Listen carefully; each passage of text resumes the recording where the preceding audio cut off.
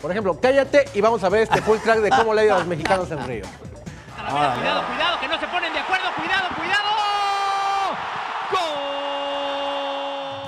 ¡Gol! La delegación mexicana no ha podido acercarse al medallero en los Juegos de Río, luego de que en las dos primeras jornadas algunos quedaran eliminados y otros muy cerca de las preseas.